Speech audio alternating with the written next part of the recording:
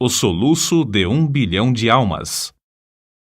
Disse que Martinho Lutero tinha um amigo íntimo, cujo nome era Micônio.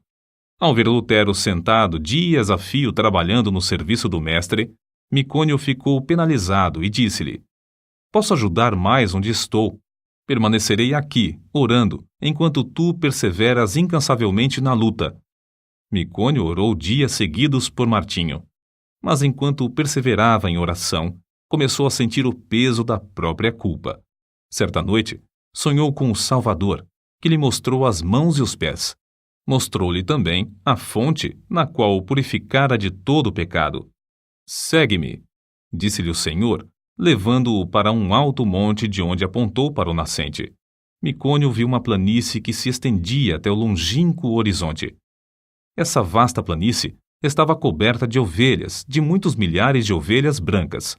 Havia somente um homem, Martinho Lutero, que se esforçava para apacentar a todas. Então, o Salvador disse a Micônio que olhasse para o poente. Ele olhou e viu vastos campos de trigo brancos para a ceifa. O único ceifeiro que lhe dava para cegá-los estava quase exausto. Contudo, persistia na sua tarefa.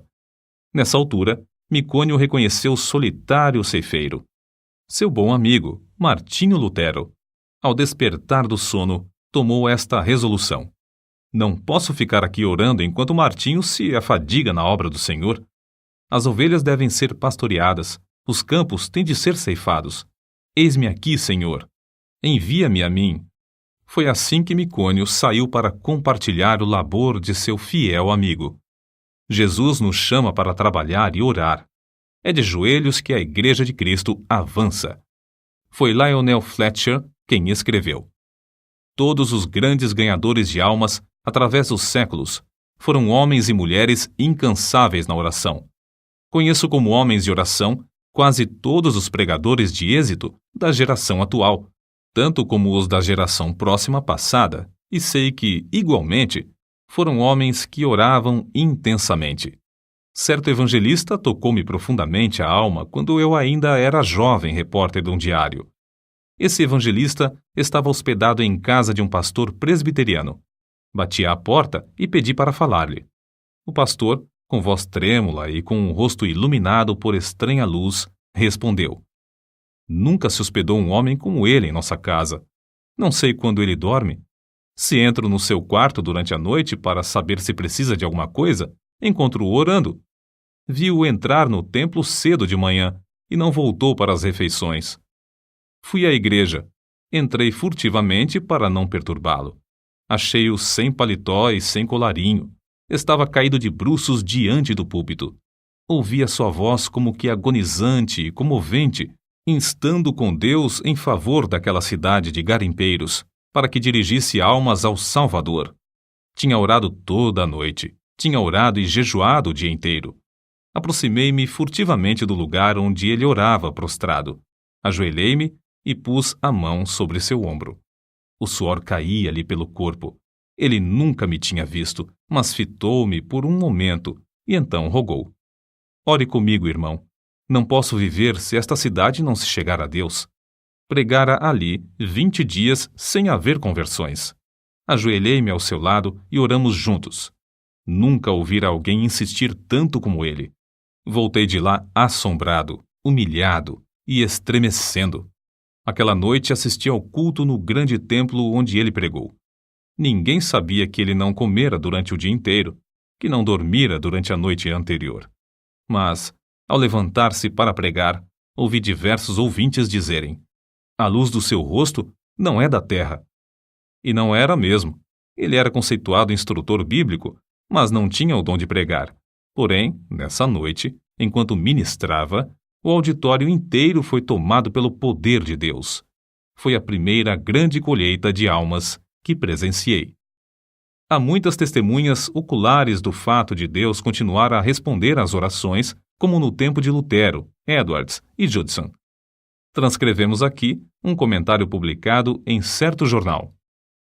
A irmã Dabney é uma crente humilde que se dedica a orar.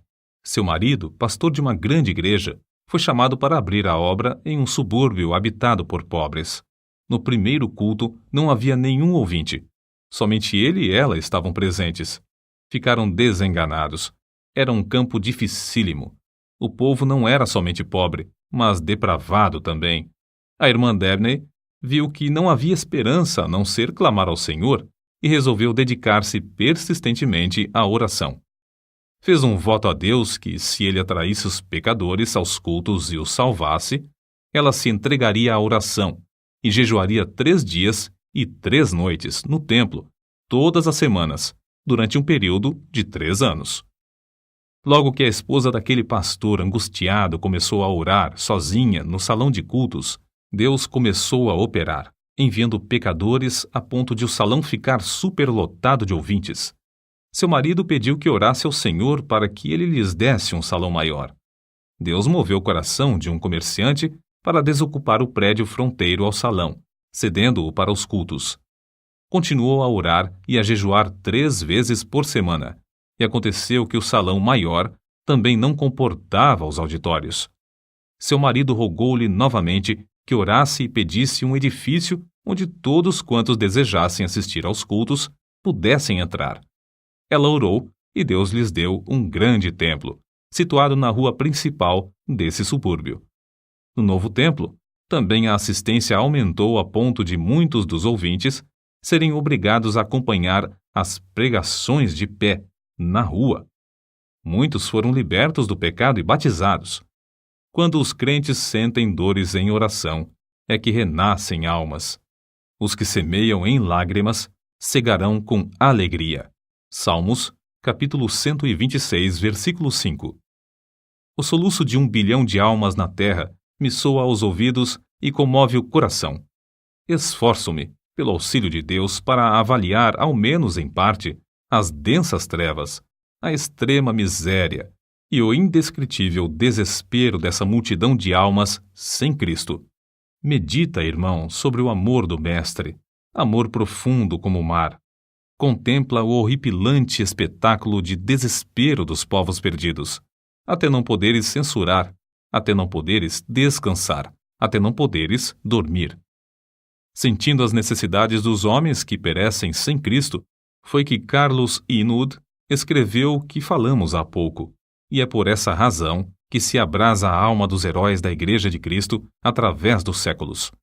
Na campanha de Piemonte, Napoleão dirigiu-se aos seus soldados com as seguintes palavras: ganhastes sangrentas batalhas sem canhões, atravessastes caudalosos rios sem pontes, marchastes incríveis distâncias descalços, acampastes inúmeras vezes sem coisa alguma para comer. Tudo graças à vossa audaciosa perseverança. Mas, guerreiros, é como se não tivéssemos feito coisa alguma, pois resta ainda muito para alcançarmos. Guerreiros da causa santa, nós podemos dizer o mesmo.